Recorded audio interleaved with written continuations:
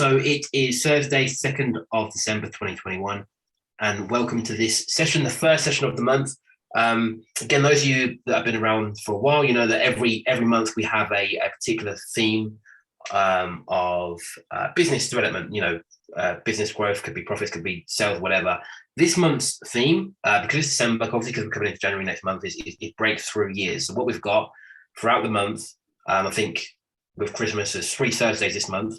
We've got a series of hot seats with a few of our, the clients who this year have done really well. Or and when we say it's not necessarily well in terms of revenue, they have done that as well. But it's ones who have made transformations from, the way they were doing things and had sort of a breakthrough year in their own way. So there's sort of varying different themes of what that would look like. So we've got a few coming up throughout the month, and we'll release the details of them as and when. But this week we've lucky enough to have Michelle, or 2 Michelles, we say, and Inez for the very first hot seat. So yeah, again, guys, thank you for doing it. Thank you for giving it the time.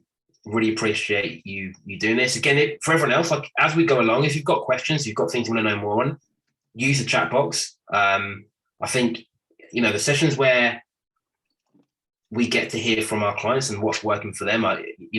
There's some of my favorite sessions, and probably the sessions that have some of the biggest breakthroughs for you guys as well. Because it's one thing, me and Terry sort of talking at you, telling you, this is the way you should do it. It's another thing when you hear someone has taken what we've said, adapted it for their own business, and got the results, on the other side. So again, I want to encourage you to ask questions.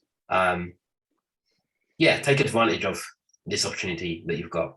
Terry, anything you want to add to that? No, I'm really looking forward to it. Really looking forward to it. So let's get further to. Before we get started, I'm going to come to you first of all, Michelle Ansel. And can you just give us an overview of who you are, your business, and who you serve? And it's the same question then for Inez and Michelle as well, please. Hi. So I'm Michelle Ansel. I'm managing partner of Douglas Jackson. So I'm a founding owner of the business. We were established in 2007. And we supported, I suppose, then the customer service and contact center industry. And now I consider myself a high-end retained search consultant for customer and digitally led businesses and brands. Fantastic, thanks for that. And Inez, Michelle, you're just an overview of yourself and who you are and who you serve and that type of thing, please. And also where you're based as well. Yeah. Yeah. Shall I go, Michelle? I'm sure that's fine. So we are JobNet Africa. We help businesses in Africa gain profit and time by sending them the top 5% candidates in the market, not just on the market. We've been around for 10 years. I'm from the Netherlands. We started in the Netherlands from my kitchen table, all by myself. So 10 years in, we're a team of 6. We're based in South Africa. So we have an entity in the Netherlands and in South Africa. And the team is everywhere. So we work remotely mostly, and our clients are international companies active on the African continent. It's not very much sector driven, it's more geographically driven. That's us. Awesome, great. We're staying with you, Inez. Just give us an overview of where your business was, in fact, let's take everybody back to December, the end of November, the beginning of December, certainly in the UK and the way things were. As in the UK, we were just about entering our second lockdown. I remember having these meetings, and I won't mention anybody in particular, but I think we all know who we're referring to. She was well pissed off at the time, when the government made the announcement about going into a second lockdown. And honestly, we all were at the time, because it's like, look, we thought there was sort of green shoots of recovery. And then the government said, no, sorry, we're almost going to have to cancel Christmas, go back from working from home. And we're thinking, sugar, now what? So yeah, just take us back to that time for you, Michelle. I know you, Inez, I know you were in South Africa at the time, but what it was like for you this time last year. It was a weird time, because this time last year, actually, it had picked up a little bit already, with where the first lockdown was much worse for us. But stuff is on hold and cancelled, and investments, not coming through. So you kind of feel work slipping through your fingers. Yeah, it was quite a scary time. Scary time, yeah. Yeah. Thanks for And Michelle, how are things for you guys? Yeah, so it had been similar to what Inez said, October, I think it was like sort of mid-October, wasn't it, or something, November, and literally the market just disappeared again. And we'd had an okay summer, considering we'd had an awful first 6 months, but we had an okay summer, and then it just all went again. And then we sort of went through another 3 or 4 months with basically virtually zero income again. So yeah, it was a bit of a nightmare, to be honest. And staying with you, Michelle, what was sort of the sort of main challenges or obstacles for you as an owner and director of a search firm? Everything, to be honest. You just had the rug pulled from under you. I mean, everything that the ground that you sort of stand upon just was no longer, well, I felt it was just no longer stable. Just every decision that you were making was just on sort of gut and just hoping for the best, really, and not knowing what tomorrow might bring. So yeah, it was really challenging. And what was it for you? Same with you, Michelle. What was the biggest challenge for you in that period as you looked ahead? Me, Inez. Michelle, sorry, yeah. Sorry, what? So you overall, what was the biggest challenge as you sat there and looked ahead? What did you see was going to be the biggest challenge for you? Well, keeping the business going, obviously employing the staff, making sure that we don't lose more money, everything really. I mean that. Yeah, that's a bit of everything. And for you, Inez, what was a sort of big challenge for you? What you anticipated? Yeah, we've been bootstrapping all along the year. So we work from co-working spaces sometimes, so we could cancel that. We travel a lot, so obviously there was no travel, so that saved us a lot of cost. So the results wasn't actually that bad eventually, but that was more because of the cost cutting than turnover. So that was scary, and just not knowing, and it's very frustrating as well. Especially if you work on contingency, and I'm sure we will hit that topic, where it's just cancelled. That's just it. Doesn't matter how much time you had in it already, which is gone. Yeah. And in that period, as you look back now and you reflect on that period, staying with you, Inez, what was your thinking, or what were you doing at the time that you think, upon reflection, that probably wasn't a good idea, though it seemed a good idea at the time? What were the mistakes you think you were making at that time? I think because I've been doing it for quite a number of years, I hit eventually the point where I got so frustrated with the contingency, because I was the person, I'm very opportunistic, so I jump on everything I see, and I try to work along, etc. And I just got to the point where I was so fed up, and I think it was the breaking point. Then on top of that, and it was nobody's fault, but it just felt like, been pushing for 8 years back then, I guess, or 9 years, and back to square zero. So staying with you, what was the thing that was really frustrating at that period, that you thought, enough already? What was so frustrating? Yeah, what in particular was frustrating that, put it bluntly, really pissed you off? I think you put so much effort and trust into your client, and then nothing comes back when shit hits the fan. So it wasn't really cooperation, and I just got fed up with that totally. Right. So that was from working with on contingent. Yeah, excellent. And what was it for you, Michelle? I mean, really, it was the lack of control, I think. I can't say anything more than that. It just was that was the most frustrating thing. Just everything that was known to this point was taken away, and there was nothing you could do about it, or it felt like there was nothing you could do about it. Yeah, you've raised a really good point there. And whenever you're feeling stressed, it's an indication that you feel out of control, and that's what the stress is. If no matter what's happening, if you think, actually I can see a way out of this, it's less stress. But when you feel like, example, if you're working on contingency and the client just pulls the plug and says, well, tough luck, buddy, but we're pulling the plug, and you've got no control over that, that's what creates that shift. So that totally makes sense. Before I move on, just for everybody, if anybody's got any questions as we're going along, please get my words out. Please feel free to ask any questions you might have as we go on. I'll just put it in the chat box. So I'll come back to you then, Inez. What did you do differently? What you then looked at it and thought, to hell with this, enough already. What was a transformation for you when you went, I'm going to do things differently? And sorry, Drew, feel free to come in as well, Drew. I think because we got in touch, I think February or something, and January and February were just terrible. And me and Michelle were in the Netherlands, and in February it was just all very depressing, and we were kind of stuck there in a lockdown and couldn't go back to South Africa. Just so fed up with, yeah, we just needed a change, but we didn't really know what, I guess. And yeah, no, I think that is that. And I don't know, probably stumbled upon something on Google.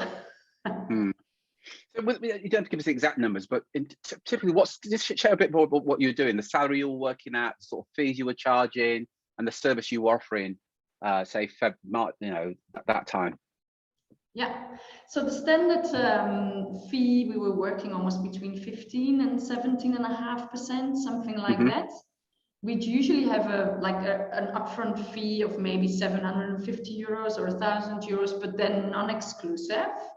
And we would have a placement ratio 1 in 3, and the average value was about 7,500 euros.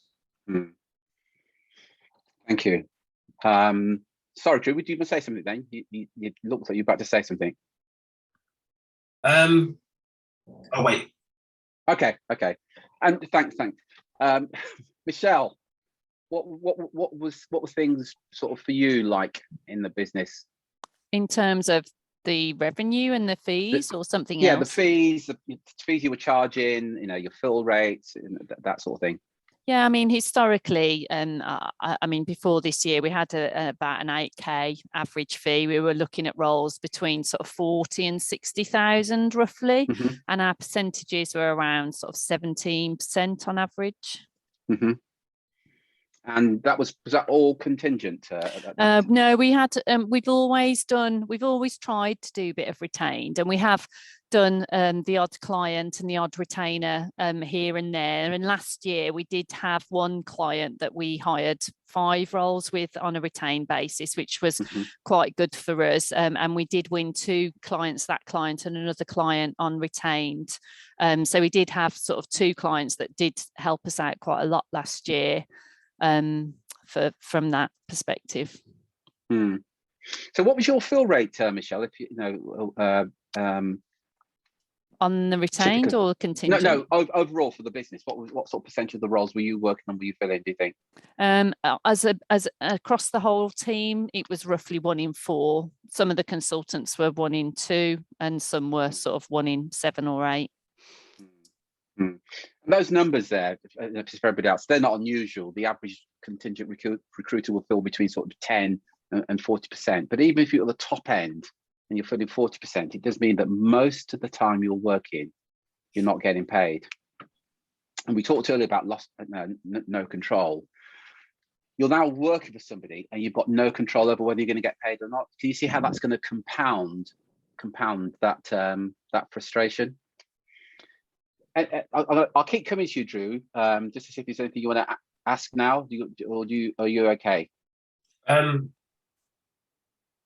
Yeah, I guess like it's more something for Inez. Like, one of the things that I think that you really bought into earlier on this year was, getting a better grasp of your numbers. Even when Terry was asking, what did your fee used to be, and what you knew exactly, the decimal point. Yeah, can you talk a bit about that? What that gave you, how that's helped you throughout this year? Because I think out of everyone in the group, you've probably done that. Yeah. At least what I can see from the group calls, like the most aggressively. I think you probably gave that sheet at the right moment, and we were probably looking for something to hold on to. But we've been discussing this with the team a lot as well, the difference between the lead and the lag indicators. And I was so wound up on lag indicators all the time, and I was starting to take things personally as well. Whereas now it's so nice to just look at your lead indicators and beat yourself up over that, but at least you can do something about it. And then let the lag indicators be a little bit more. So I think I needed that bit of something to hold on to. And you gave it just with that simple sheet at that day. I think it was good timing. Just on that, just for people that don't know, can you explain what, when you say lag and lead indicators, like what does that mean to you? Sorry, the sheet you mean? No, you're saying lag and lead indicators. Some people won't get the terminology. What does that, in terms of your business, what does that mean to you? Yeah, so lead indicators are things you can actually control. So that could be a KPI saying, I want to do so many chats, so many calls, so many invites, stuff that you can control yourself. I mean, maybe you have to work overtime, but it is stuff you can control yourself. And then the lag indicators are stuff coming out of that. So people that reply to you, people that want to talk to you, people that want to buy from you. So those are the things you can't really control. You can improve it, and obviously you should keep track of it. And the keeping track of those ratios can really teach you where to improve and what's going better or worse. Again, it comes back to thinking about control. The lead indicators, the activity, for maybe another word for it. So, how many people you connect to, how many emails you send, how many posts you put out there. You've got ultimate control over that. Nobody can stop you from doing those things. And it's a bit like, I think it's the Beatles when they wrote Imagine. The story goes that they wrote the song Imagine because they had a tax bill. And they were sitting around one day and they said, I know, let's write a song to pay the tax bill and to build a swimming pool. And apparently that's where the song Imagine comes from. But the same applies to you. Whatever it is you want to achieve over the next 12 months, you haven't always got the control over the final destination, but you've got ultimate control over the activity that you do. So let's say, for example, you need to have 20 meetings with 20 hiring managers every month. And you know that if you do that, you'll win 2 retainers. Well, there's activity that you can do to get those 20 meetings, and all things being equal, you're then going to get 2 retainers. So that's what we mean by the lag and the lead. The lead indicators things that you actually control, and you probably gathered from Michelle as well. She knows her numbers, so she talked about 1 in 3 conversion rate. She gets 3 job orders, but she fills 1 of them. And knowing those numbers all make such a difference. So you can literally, at the beginning of next year, say, right, this is what I want to generate within my business. What's the activity that I need to do? Now, I get you may not know what all the activity is, but you know there's certain things that you need to do, that if you do that, you'll speak to so many decision makers, you'll get so many interviews, and you'll get so much business. But it's taking back control of what's going on. Anything that you'd want to add to that, Michelle? What's been said there? Me? In terms of lag and lead indicators? Yeah, me, yeah. Yeah, sorry, yeah. Sorry, Yeah. we've got 2 Michelle, so that confuses everything. 1 second, I'm just quickly going to check whether they're not locking me out here because they're turning off the lights. So I'll be back. Okay, yeah. Yeah, I think I would concur with that in terms of the numbers, really. I think certainly for me and my team, because I have a team around me, I think you can quickly, you can sort of lose faith very quickly and sort of feel helpless, and as I said, a lack of control, and so you don't do anything, and you sort of start not to do what you need to do because you just think, well, what's the point? But the reality is if you know the numbers, and it's irrelevant whether the numbers are 50 or whether they're 10, if you know the numbers and sort of just keep doing what you can control and what creates activity, then eventually something will come, whether it be today or in 3 months or in 6 months. But you do need to have that faith and that resilience and that confidence, I think, in the process, and that commitment, really. Yeah, I think you've raised a great point there. Sorry, Lou, about resilience. I think that's I think in most walks of life, people got to think, yeah, well, if I just do this, I'll get this. But most of the things that you do, including this and on this program, most of the activity, most of the marketing that you do is going to be ignored. And you've got to be okay with that. And you've got to have that resilience, because those that don't have the resilience then quit. You're absolutely right, Michelle. Really good point there about the importance of resilience. Over to you, Drew. Yeah, I think just to add to what's been said about numbers and knowing your numbers, I think especially this time of year, but throughout, I think one of the biggest mistakes you see people make is that they'll go into next year or this time of year, they're sort of thinking about what they want to achieve in the following 12 months, and it's very easy to come up with a revenue goal you want to hit, or financial figure you want to hit, it means nothing if you don't also know the exact activity that's going to go into that. Like, so sometimes we set a goal without knowing what's going to go into it. And then, we might even hit the goal, but we might not, but there's no control there. When you know the numbers, as it links to your goal. So, whatever you did now, when you look at your numbers, what numbers did this year, and you look at, okay, if I want to increase it by 50%, 100%, whatever, I also need to increase the input by 50%, 100%. Is that possible? Is that even doable? If I'm making 100 calls now, is it possible a day? Can I make 200 calls? And if the answer is no, then we need to adjust the goal, or maybe adjust the structure of your business, or maybe adjust the process that you're using to get there. But I think people sometimes set goals without really looking at, okay, what is it actually going to take for me to get to that goal? And that's why, they never get a grasp of that. And that's why they struggle to hit them. Yeah. I think it can also push you to go, to do more, but it can also slow you down in a good way, because I think a lot of entrepreneurs feel like they never do enough. But it can also, if you do it well, make you feel like, okay, I've reached my goal for today. That's fine. I don't have to do more. Yeah, and again, it's another really good point there about as entrepreneurs, and we've all of us here in this room are on this call question whether we're doing enough. We question if we're doing it right. And we've all talked about this, openly and in these groups. We question and we say things like, "Who am I to post something?" And this fraud, this imposter syndrome that many business owners go through. So with that in mind, I'll come to you first, Michelle. You said something with us. I don't know how long ago it was, about some of the challenge you had initially about meeting hiring managers.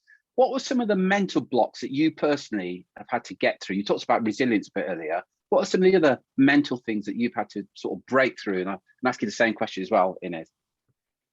I think, and I said this, I think, a few weeks ago, I can't remember, but it's hard to make new habits, and habits and existing habits are even harder to break, aren't they? And I think, there's this it's like an elastic band that keeps constantly pulling you back, and because as well, it can take time, with what Inez said about the lead and the lag, you questioning yourself whether you're doing the right thing.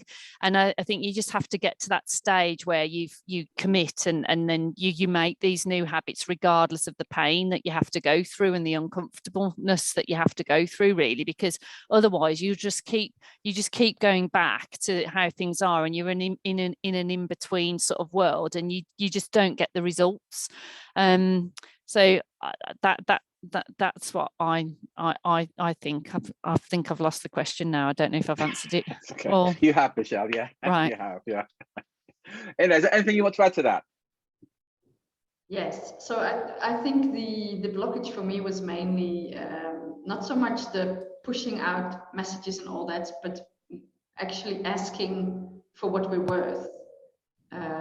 And what do you find yourself worth? So asking for a retainer if you're not sure, if you're worth that, is a big thing. So it was more mindset, I think, that could be. Yeah, and I'll come to you. I want to quickly just go around the room. I just want to get some feedback from a few people. So Don, I want to come to you first of all, because I can see a picture there. I want to come to Nick and Andy. So Don, Nick, and Andy. Just feedback, thoughts, and observations, please. Terry, I apologize. I had to step away for a few minutes, so I'm going to defer. Okay, no worries, buddy. Nick? Yeah, hi, good afternoon, everybody. This is really helpful. I think we've met regularly and talked about the pains that we've gone through. And I think it's really interesting. I think for those that are still going through it, I think this is really helpful to understand that you've got to persevere and just believe in yourself, right? And just know that what you're doing is working, and just don't give up. So I think everything you've said, I can definitely resonate, and now it's paying off. What can I say, right? Yeah. And we're going to interview you in a couple of weeks, actually, Nick. So I'm looking forward to your interview. Yeah. So thanks for that, buddy. Yeah. Andy. Yeah. Hi, Terry. Hi, Andy.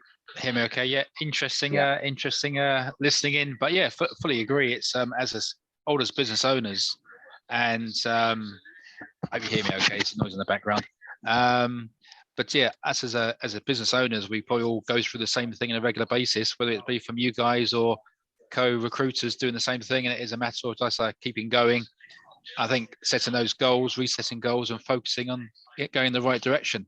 And of course, I think activity is key to everything as well.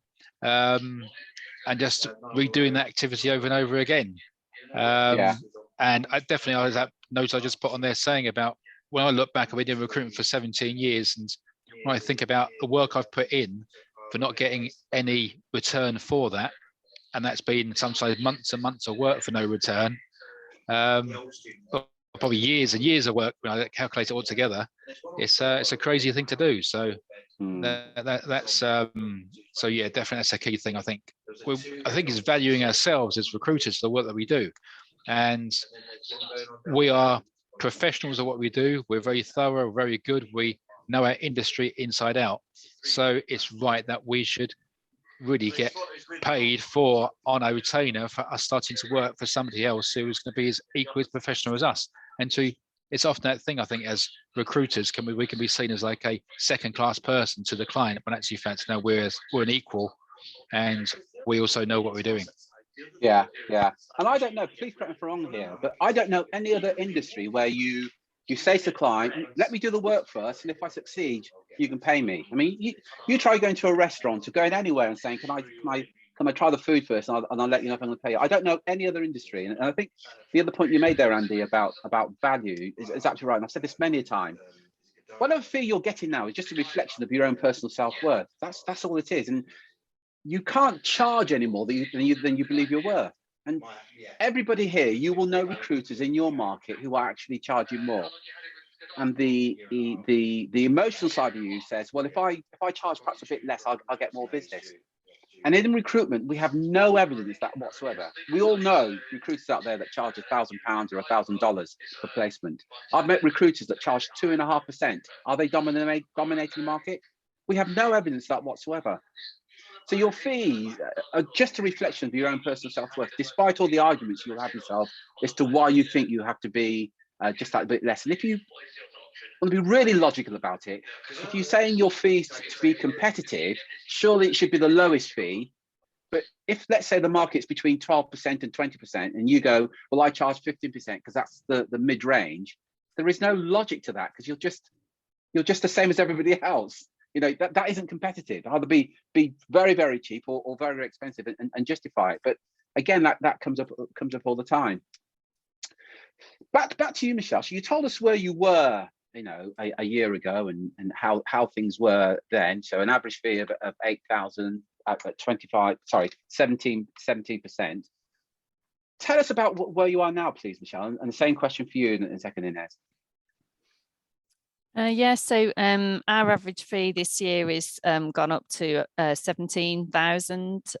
Where our fee levels are between sort of 60 and 120 now, and an average percentage fee is 22%.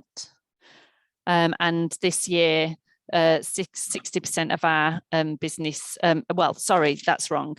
60% of the roles that we've taken were retained, or the clients that we've taken. We've still got a few contingency roles, but 78% of the work that we've billed has been retained versus some older contingent clients. We've won 11 new retained clients this year. You've won 11 new retained clients this year alone. And more than half of those gave us multiple campaigns. So we had 2 or 4 campaigns off more than half. Well done, Michelle. Excellent. And as you go back to this time last year, and if I'd said to you, well, look, this is a possibility that you could possibly win 11 or 12 and you can get higher fees and everything, what do you think your response would have been if I'd suggested that to you this time last year?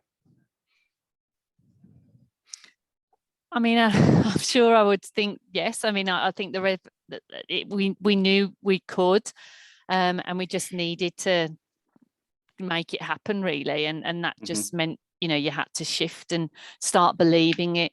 I mean, it's funny because, you know, well, for the last 15 years, beyond that, I've been in recruitment longer than that, you know, I'd settle for £7,000 or £8,000 as a fee, and I'd be happy doing that work on a contingency basis. And now, you know, when I look at the fee, and even if it's a £25,000 fee or a £30,000 fee, I think, oh, it's not very much really for all the work.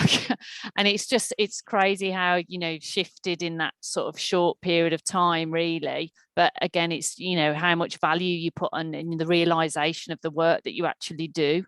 Just thinking about it. Well, that's a classic sign there of raising your standards. So what you've done is, I think, you know, and again, please, anybody here, feel free to correct me. I think one thing this group does is, because you hear of guys getting fees of 40, 50,000, and then somebody else gets a fee of 25,000, you think, well, you know, but it's great how it raises every standards. Julie and Don, I'm going to come to you in terms of your questions in a moment. So I have seen them. Thanks for that. Inez, you told us where you were. Sorry, Michelle, thanks for that. You told us where you were this time last year. Tell us about where you are now in terms of fees, percentage contingent, and et cetera, et cetera. Yeah, so we only started in March, and so we haven't had a full year yet, but we are now between 18 and 22%. So we came from 17.5. Everything we do is exclusive, most of it retained or in some way a shortlist fee or some type of upfront fee. And the average value is 10,000 euros, but it is for every assignment that we start, whereas the 7.5 would be the average value of a placement. Wow. Yeah. But I mean, the numbers, it's not like we've booked hundreds. So, you know, the numbers, they are correct, but they can fluctuate a little bit still. Yeah, sure. Yeah. Sure. This is a question for both of you. I'm going to come to you. I'll stay with you, actually, Inez, and I'll come to Michelle. Julie's asked is, and you can't give everything, and we haven't got enough time, but if you were to summarize how you made that shift, how would you summarize it in the same question for you, from where you are to where you are now? And somebody says, how did you do that? What would be a summary of that for Julia? Yeah, I think you should write down the activities that you do on a weekly basis, for instance, and just tick it or count it or whatnot. And then follow the course and just keep adding activities that are being explained, and keep measuring and just pump the numbers up until you get to do more, basically. But focus, and make sure you use your time well. Okay, thank you. So if you were to summarize that, I'm going to smile at this, but it's about taking action, really, isn't it? It's just about regular and consistent action. Yeah, but measure it as well, because or else you feel lost. Yeah. Excellent. Thanks for that, Inez. Michelle, what would you say to that? I'm going to come to your question in a minute, Don. In fact, I'll come to you next, Don, for this question. So Julia, the first thing that I'd do is change the level of who we were talking to. So increase the level of the contacts that we have in the industry that you serve.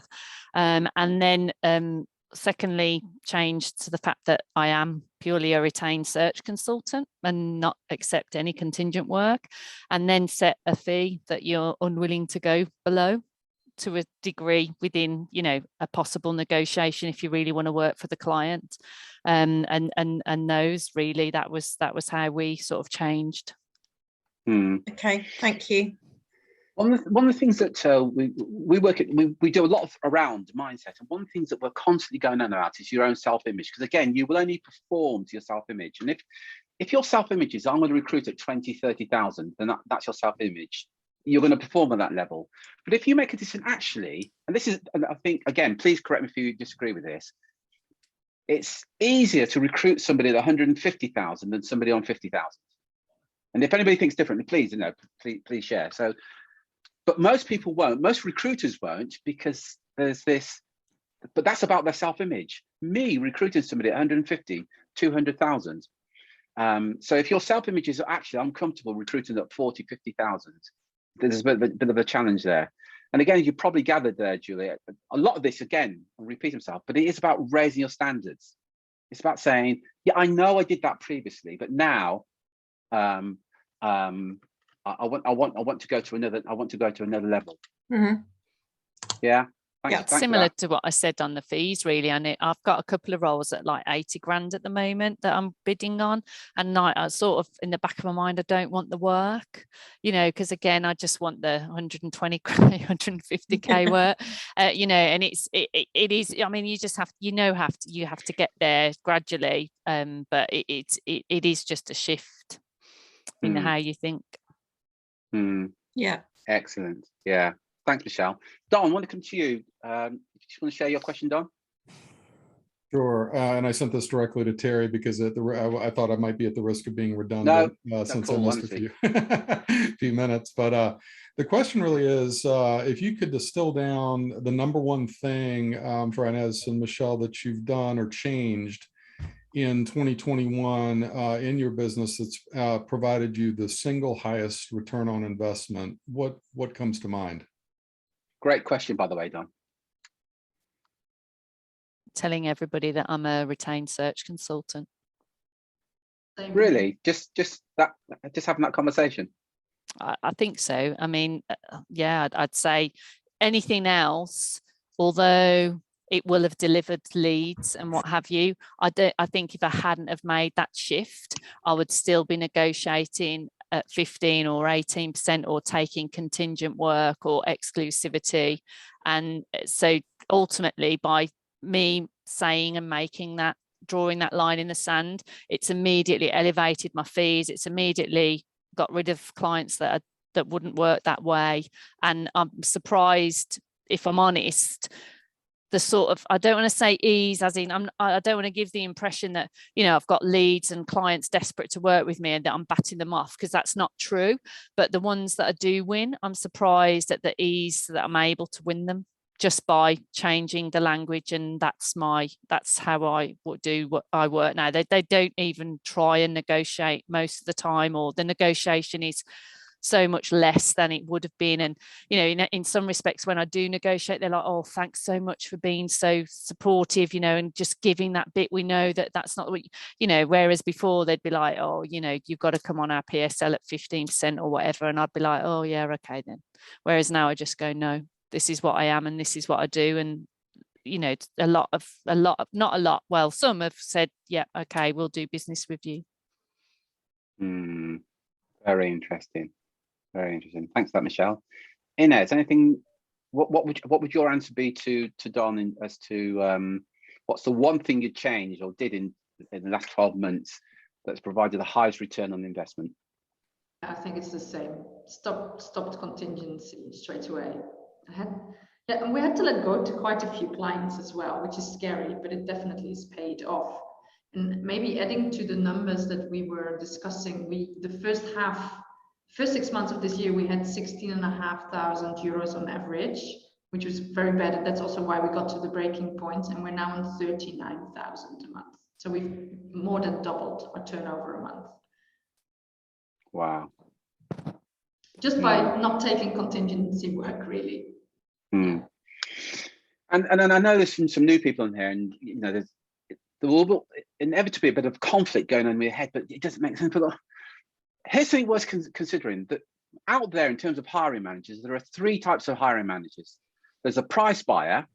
So if you offer your service at 10%, well, I offer it at 9.5%, I guarantee I will get the business.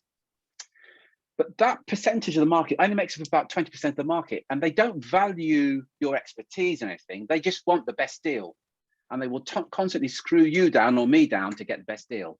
But it's a very small percentage of the market. There's another group of hiring managers, they're called relationships. So price is the 4th most important thing.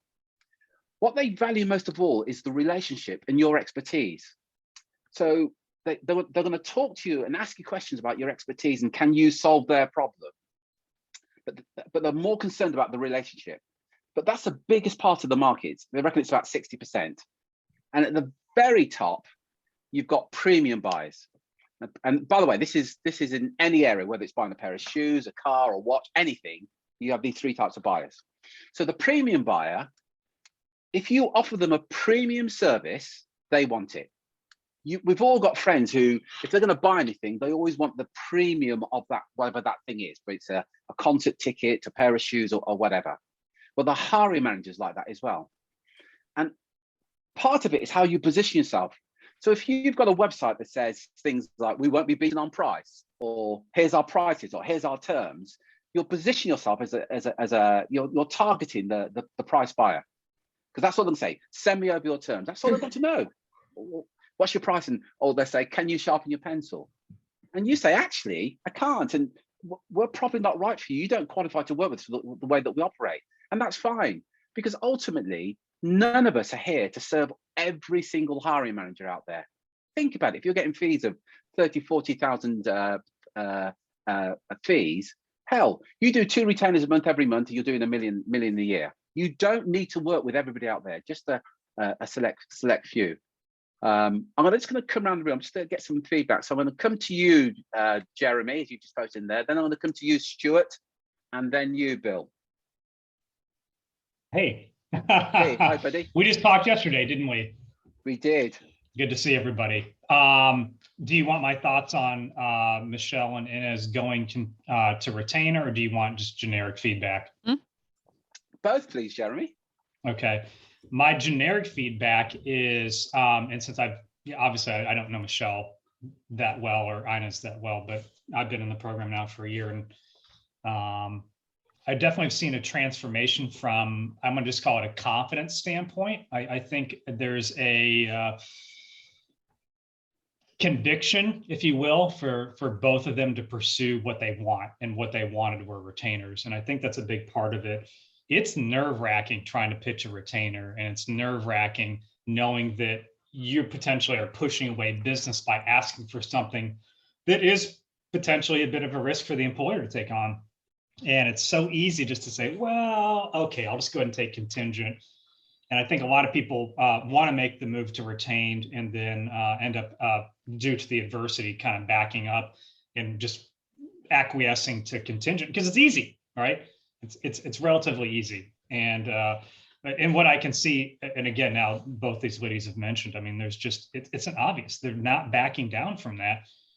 And that's the big step. I think Michelle mentioned earlier too, is having a minimum fee. I think for any career recruiter, you got to have a minimum fee, and you just got to draw that line in the sand. So I love seeing that transformation from both of them.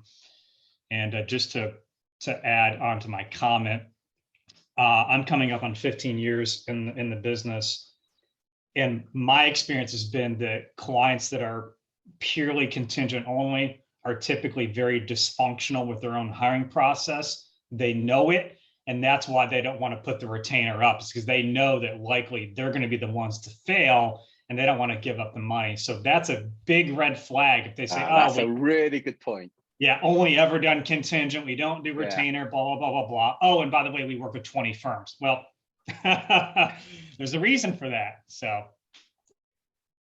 Yeah, very, very, very good point there, Jeremy. Thanks for that. Thank you. Bill the Blair. Terry the Edwards. Great to hear both stories and journeys over the past year. No feedback, more questions that I'd be interested in both responses on. So we talked, obviously we've talked a lot about identity and personal identity. I'm a retained search consultant. I'd be interested, because you've obviously got teams, what that was like actually changing the identity of your business and the team members within them, and what challenges you came up against, and perhaps some feedback around how you overcame them. Inez, if we go to you first of all, then Michelle, and Stuart, we'll come to you after this.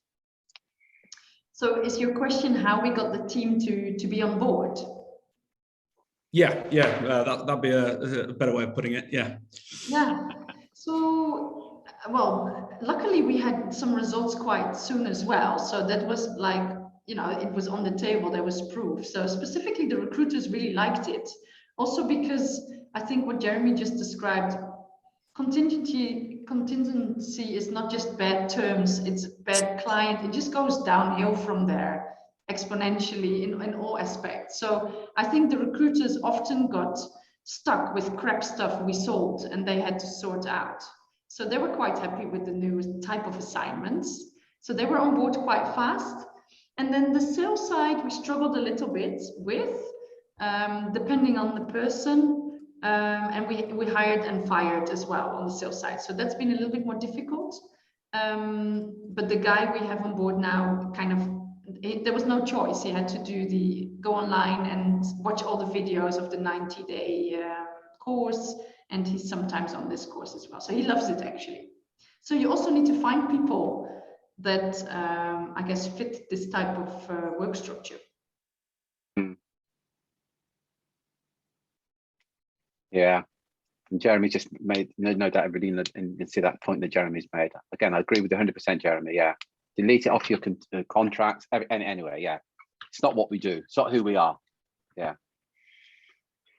Thank you. Michelle, what would your response be in terms of getting your team on board? Yeah, it's still a work in progress for us, Bill. I mean, certainly it hasn't been across the board. I think the team members that we have left, and again, as Inez said, we've lost some team members that have struggled to make the move and the transition. I think they're still on a journey, and the difficulty is I think people come to their own personal decisions, and also people learn at different rates. They sort of different things resonate with them. So when I have a realization and make a decision, and as a business owner, I suppose I'm used to making quicker decisions and putting everything on the line, if you like, because you have to, and take risks.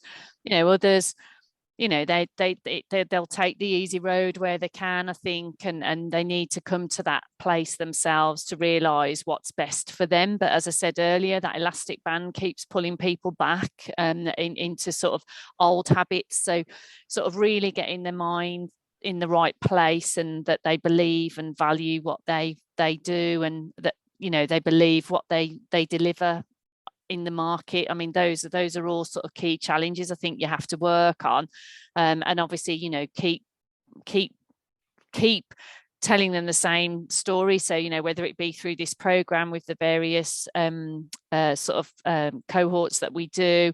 But I mean, if you listen, it isn't just to Terry and Drew, but if you listen to anybody, whether it be sports psychology, business psychology, it's all around mindset. It's all around these sort of who you are, who you believe you are, the affirmations and everything. So it's just really sort of drilling that home. But it is an ongoing sort of journey, really. Thanks, Michelle. Excellent. Thank Thanks, Michelle. Stu. Hi, buddy. All going all right? Yeah, good, thanks. Good. I would say that it's really useful for someone like me who's just a couple of months into the program to have the stories of Michelle and Inez and people who've been doing it longer, because I think it's when you start the program, you sort of go, right, okay, so we're gonna start the program, and hopefully I'll just keep doing what I've always done and then bill an extra couple of 100,000 a year. Yeah, and that sounds fantastic, and we'll just carry on like that, and maybe grow year on year like that.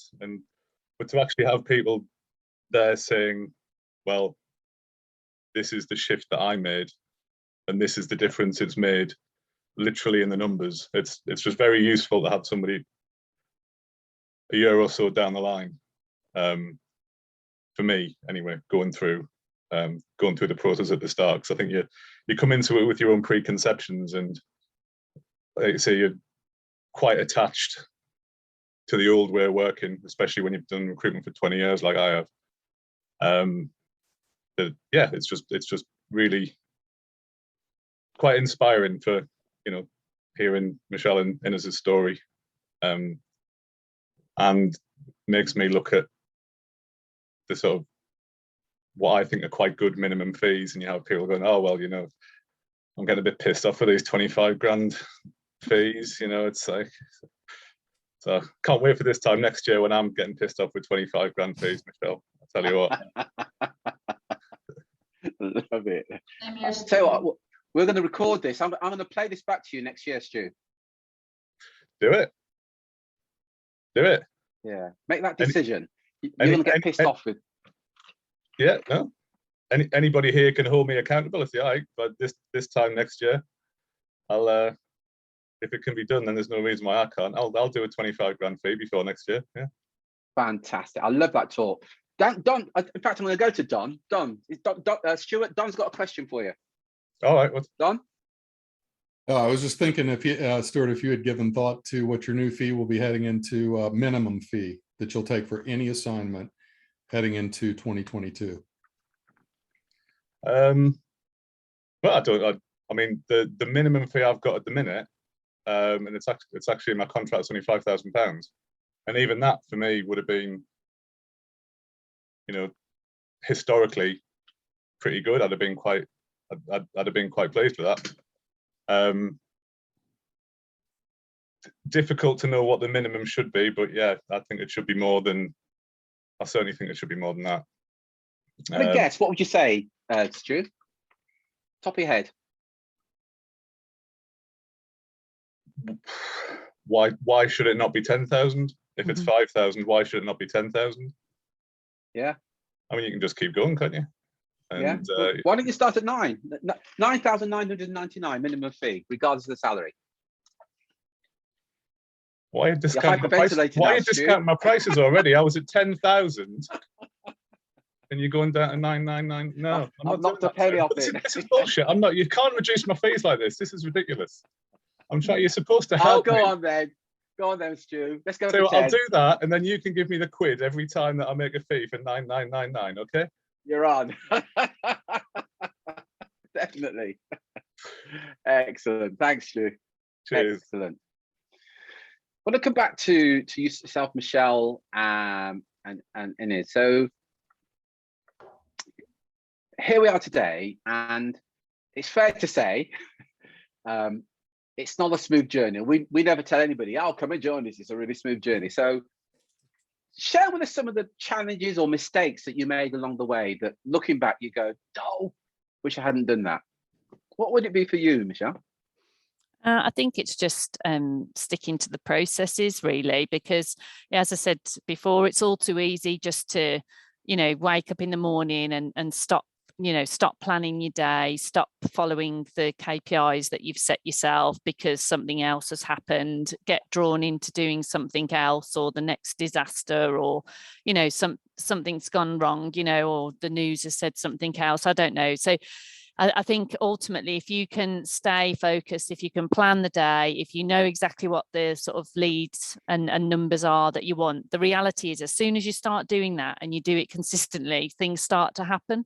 But when you stop doing it, nothing happens. And then all of a sudden the world becomes a horrible, difficult place again. And then you have to pull yourself back in and control your mental, your mind and your mental self, and stop the anxiety and the worry, and get back, to the place of, calm. And it is when you plan, when you have the process, when you have the steps and you follow them, there is this sense of calm, of satisfaction, of achievement and control. Whereas when it all goes, there's this constant anxiety, stress, worry, fear, and you don't get the results.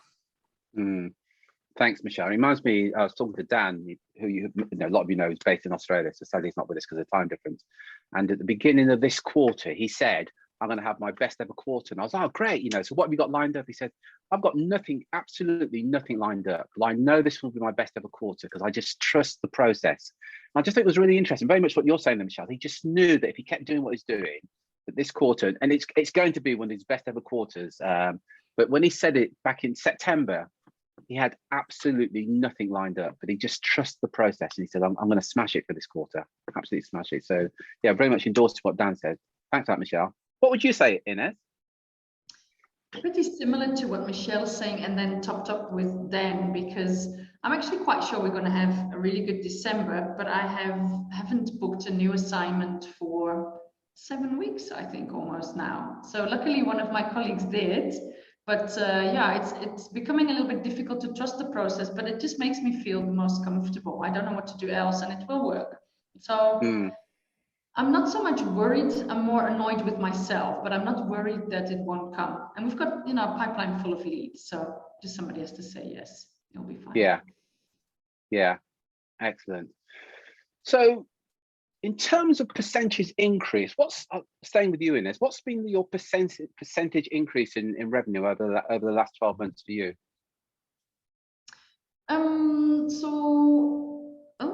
That's a good question. I think it has been. It's difficult to say. I didn't calculate that one. Can you imagine? Okay. Well, let me come back to you. I'll come to you in a second then. If you have a quick look at some numbers, and I'm going to come to you, Michelle. I'm going to come back to you, Inez, and then I'm going to come around to everybody then. The question I'm going to ask everybody is, what's been your biggest takeaway so far? Well, our average fee has doubled, and we've seen a 57% increase on 2020. But the caveat for that was that since March, so we didn't bill anything in January and February. So that's actually been 9 months as opposed to 12 months. Wow. So yeah. Well done, Michelle. 57% increase and you've doubled your fees. That's fantastic. Well done. And for those that don't know, Michelle is one of the most modest people. 57% increase, but she's like, oh yeah, but it wasn't all down to me. But it wasn't. Absolutely. Not all down to me. No. Well done. Inez. Yeah, so I think we'll head to a 20% increase, but having said that, January, February, March were lousy. So a little bit like Michelle. So we've really picked up in the last night. Yeah, excellent. And I think next year will be, we'll have such a, it'll just be different. Next year will be the big one. Yeah. Yeah. Okay. Okay, Julia, just very quickly before you go, I know you just posted a message there, then you've got to go, but just very quickly before you jump off, what's been your biggest takeaway? I think it's just been really useful to hear how both Michelle and Inez have transformed their businesses in the last year, and I've taken a lot of notes down about the retained aspect, because I think that's probably a route I should go down as opposed to focusing on contingency. Yeah, excellent. Thanks for that, Julia, and sharing that just before you jump off. So I'll speak to you soon, Julia. Thank you very much. Will do. Thanks so much, guys. Thank you. Take care. Brandon, coming to you next, buddy. Yeah, great session. Yeah, appreciate it, everyone. I mean, a couple things. Just the support out of this group is always solid. When you're struggling throughout the weeks and months and things come up, it's nice to hear other people going through similar challenges and make you feel like you're not going crazy with something, and the support and guidance is always very helpful. And then I've recently transitioned to exclusive with an engagement fee up front, and through my time in the course have kind of advanced the collections and kind of that minimum number in my head, and it's been going much better. The relationship, the engagement with the client starts off much stronger. And for those that have heard some of the things I've shared, I was in about as low of a place at one point as anybody in the group probably, and it was very tough to go into that call, but it went well, and I was awarded it, and now it's kind of the new standard going forward. So yeah, thanks for that, Brandon. Again, another example of somebody that's raised a standard. I'll come to you next, Nick. Again, I'll keep repeating myself, but somebody else in this group has really raised their standards over the last 9 months or so. What's been your biggest takeaway? I'm going to come to John, Montgomery, and Holly next. To biggest takeaway, but first of all, you, Nick. Yeah, no, I think really, really interesting. I mean, for me, like Michelle, we didn't do anything in Q1, Jan, Feb, March. So it was like, wow, where do we go from here? And then I think where I am today is, I think I said it the other day, like we've done our number for Q1 next year. That's how much, we've grown. Just because it's retained, it's a project, you work for them, and you just know where your numbers are, and you can enjoy your job doing the recruitment, knowing that you will get paid, you'll get recognized, and you'll get appreciated. So you don't rush, and you qualify people better, and you just do a better job. And I think it's amazing. I think you asked earlier, Terry, if you'd asked me a year ago, would I purely be doing retained? I would have laughed, said, no, do one, mate. What are you on about? Now, you know, it's the only way forward. Honestly, it's fantastic. And I promise you, the Q1 next year is done. And I'm going to work on obviously increasing that. And that's my goal now, is to look forward and look at the quarters ahead, so that I plan ahead instead of just, catching up the whole time, if that makes sense. Yeah. So does that mean here we are in December that really you're looking at working on Q2 of next year now, because you've got Q1 sorted? Well, yeah, I'll have to as well, but I want to top up Q1.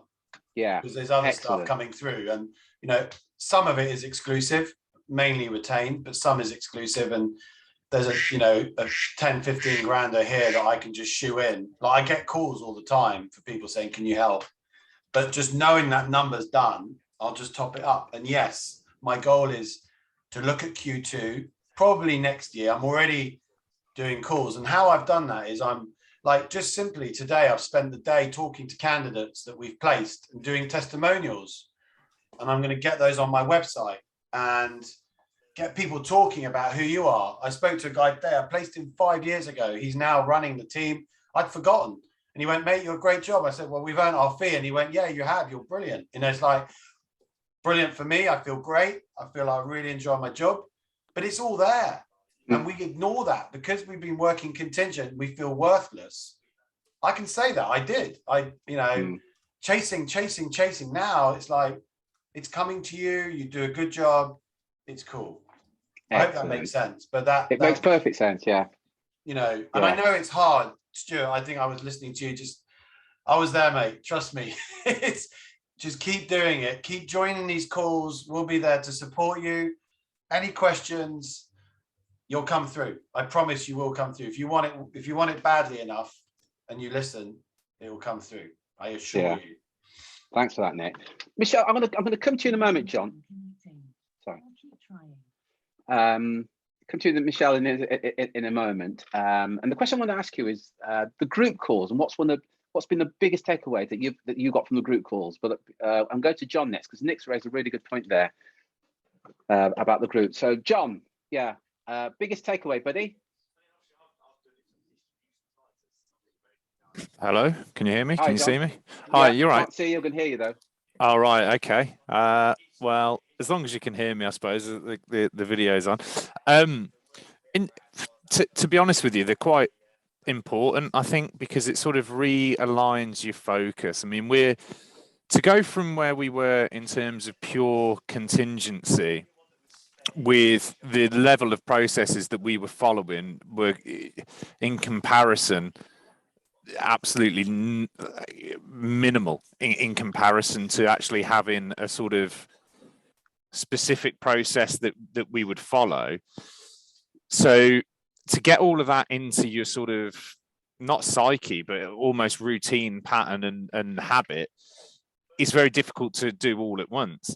Now obviously when you're making that shift across, it's almost a jump into I hate to say the abyss, but you don't necessarily know. You've got to follow your gut and go for it. And I think that hearing the success stories from other people put the proof in the pudding that the processes do actually work. And there's a lot of it is hard work, but without hard work, and accountability, it would be nothing. And coming back onto these each week, there's that sort of there's no hiding, is there? Somebody asked, what have you taken away from the previous week? Have you implemented it? What have you been doing? And you see all the other people that have been doing it and the success that they have. Now, I don't see why if I implement those processes and I do the same things that other people are doing, then I will, have the same results. It's impossible not to, as long as you can believe in yourself and you're not scared to put the hard work in. It's impossible not to have the same results, right? It's a reasonably copy and paste industry across all sectors. If you follow it and you don't lie to yourself and you're committed and you believe that you will give a premium service, then it's impossible not to succeed, really. really. But these are important to really hone in and hammer home. And everybody, I mean, I do it a lot where I'll sort of might drop one thing occasionally. It's all about spinning all of the plates, and it's almost a gentle reminder of those plates that you've forgotten that you should keep spinning. And it's not just that. There's a lot of creativity that comes from these different ways and methods of language, or even different routes to market in terms of different ideas, like messaging through LinkedIn groups, or doing this or doing that, or I've had success with this. And then you can test and try that, and a lot of the time you get a lot of value and a lot of feedback and a lot of people coming back to you from all the various different ways that other people are doing. One person, what they say, two minds are greater than one. I mean, how many of us are there here, and everybody's collaborating together. You can sort of pinch things off anybody, really. You just tailor it to your style and what it is that you're doing. That's very important as well. In terms of key takeaways for me, is pretty much everything that I'm doing in my day-to-day now. Without this process, everything that I do now is on the fundamentals and the basis of removing that mentality of contingency and focusing strictly on retained search. And I think it is vital. I mean, if I look at myself now and I think about what I'm doing, if I think back to what I'm doing now, and I think back to what I was doing when I was strictly doing contingency, if I was in the client's shoes, I would pay myself 10 times the amount for the services that I can provide now to that what I would provide when I was in contingency. It's night and day difference completely. So I think that it is, it's been important for me anyway. Yeah. Great. And also, if you're getting, lost a little bit and you're a bit scared because of the lag time or whatever, and you're not seeing the results, it's almost reminding yourself of the light at the end of the tunnel when you see everybody with the great results that they're having. You've just got to have the belief and keep the faith that is going to change. Do you know what I mean? So it's important for that respect as well. Yeah. Cheers, buddy. Thank you very much. All right. No worries.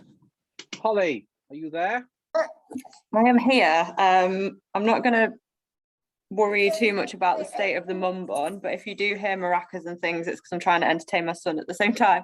Yeah. So I suppose for me, I'm in quite a unique position returning from maternity leave now, because I started the process with you guys working for Michelle, but I panicked and didn't let go of contingent work beforehand, and I think that's something that I need to stay well clear of, and I've learned my lesson from that big time, because the retained work that I've done there's been no comeback on that. And I think moving forwards, it's something that I'm just not even going to consider now, to be honest, because I need to be focusing on the retained stuff. And so getting back involved in these sessions and things is really helping with my mindset from when I'm properly back in the business in the new year. And I'm definitely going to be changing my positioning and how I present myself when I come back. And if that means that I lose clients, it is what it is. But I want to be working for better clients and for better fees to mean that I'm not wasting my time when I am back. So yeah. When do you come back, Holly? What date? Officially 10th of January. So okay. But I've still got some bits to do in the meantime. So I'm doing some keep in touch days at the moment, which is helping me to get back in the game. So there's something you could do from home. I won't go to book a call whenever you want, Holly. I've been going into more detail, but something you could do at home, even during the holidays, is doing some chat. Doing some chat now, because that would get you some appointments for next month. Yeah, I've got some appointments this week from some chat stuff that I've been doing, to be fair. Excellent. So, yeah. But yeah, I will take you up on that if you don't mind, Terry. No, please do. Yeah, book a call and let's see what we can do. But then I'll make a note. The 10th of Jan. Yeah. Yeah. Yeah. Thanks for that, Holly. Thank you.